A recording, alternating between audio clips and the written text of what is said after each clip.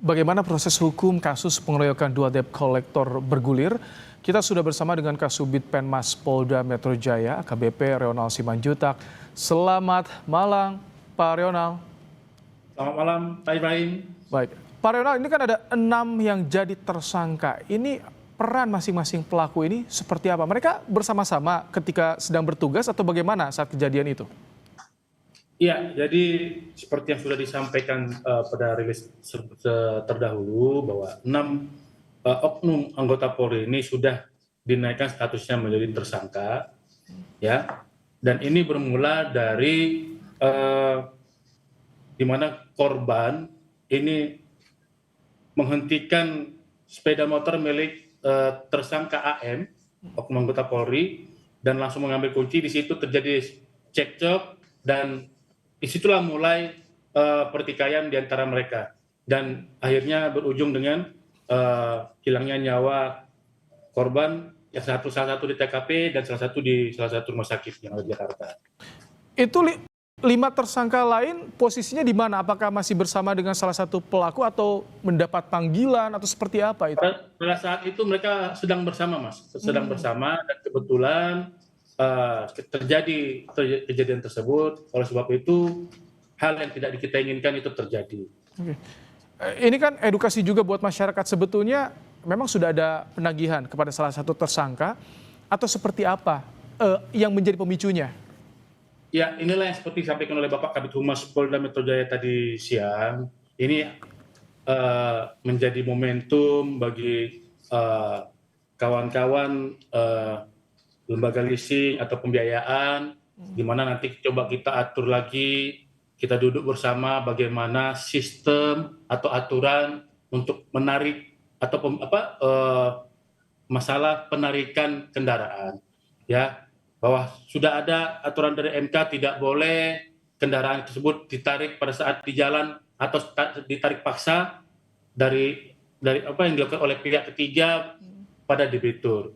Dan ini memang harus diatur karena memang kita mengingat juga yang namanya leasing kan investor, Mas, dan ini juga harus ada jaminan bagi investor di mana proses mereka juga berinvestasi di Indonesia ini harus dijamin. Kemudian harus ada juga jaminan bagi debitur pada saat membawa kendaraan, proses penarikan kendaraan atau peringatan untuk waktunya jadwalnya dia harus membayar cicilan. Ya, ini juga harus kita bahas lagi bagi kawan-kawan leasing.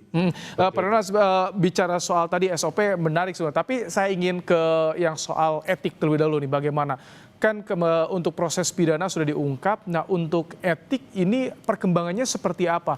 Apakah ini jadi dengan pelanggaran berat ancam dipecat?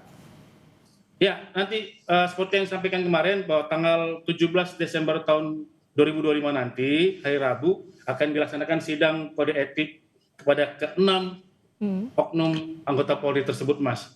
Ya, di mana dasar pelanggaran mereka ya pasal 17 ayat 3 Perpol nomor 7 tahun 2022, pasal 13 ayat 1 PP nomor 1 tahun 2003, pasal 8 huruf C angka 1 Perpol nomor 7 tahun 2022, pasal 13 huruf M Perpol nomor 7 tahun 2022, larangan tindakan kekerasan perilaku kasar dan tidak patut. Nah, ini kategori pelanggaran berat. Dan ini akan dilakukan sidang kode etiknya nanti pada hari Rabu tanggal 17 tahun 2025 nanti, Mas.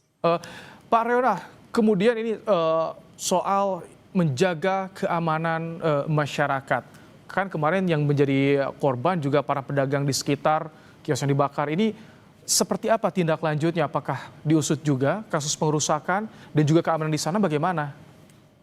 Ya, saat ini kita fokus pengembalian situasi seperti sedia kala. Bapak Kapolda Metro Jaya memberikan jaminan kepada para pedagang, pada para yang pedagang di wilayah Kalibata untuk silakan berdagang kembali dan akan dilakukan pengamanan oleh anggota Polri di sana. Jadi Bapak Kapolda sudah memploting beberapa satuan-satuan yaitu Brimob, terus Samapta dan intelijen di situ untuk menjamin situasi tetap kondusif dan para pedagang tersebut kembali bisa berdagang dengan rasa nyaman dan aman. Itu Mas. Nah, untuk masalah penindakan, masalah pengrusakan dan lain-lain, apabila ada laporan terhadap Polda Metro Jaya pasti akan kita tindak lanjuti. Ya, dan itu kami pastikan akan penegakan hukum akan berjalan transparan dan akuntabel. Belum ada Demikian. laporan hingga saat ini, Pak Rionald? Hingga saat ini belum ada laporan yang masuk ke Polda Metro Jaya. Ya, sekali lagi kami tekankan, apabila ada laporan tentang kejadian tersebut pasti akan langsung kita tindak lanjuti. Namun pada saat ini Polda Metro Jaya fokus terhadap pemulihan situasi Kamtipmas di wilayah Kalibata agar tidak ada trauma bagi para pedagang, bagi masyarakat sekitarnya, dan kembali roda ekonomi bisa berputar di sana dan situasi kembali kondusif dan nyaman, rasa aman. Agar publik juga tahu, Pak Rionald. Jadi kalau misalkan kemarin kasus pembakaran lapak pedagang di sana, barang-barang pedagang, jadi itu menunggu laporan, itu masuknya delik aduan kalau misalkan akan diproses, bukan delik umum. Ya, kita tetap melakukan penyelidikan di sana, ya. Tetap nanti kita akan melakukan penegakan hukum di situ. Tapi saat ini Polda Metro Jaya fokus kembali terhadap kembalinya situasi dan mengembalikan situasi dan rasa aman masyarakat di seputaran Kalibata. Ya, namun tidak menyampingkan penegakan hukum. Sekali lagi kami menyampaikan tidak menyampingkan penegakan hukum. Namun sampai saat ini belum ada laporan dari masyarakat. Namun apabila belum ada laporan tersebut, tetap akan kita lakukan penegakan hukum. Kan ada laporan polisi model A dan ada laporan polisi model B. Di mana laporan polisi model B itu adalah laporan yang masyarakat laporkan. Laporan polisi model A adalah dari kepolisian yang proaktif untuk membuat laporan polisi untuk melanjuti kejadian tidak pidana yang terjadi. Baik. Demikian, Mas.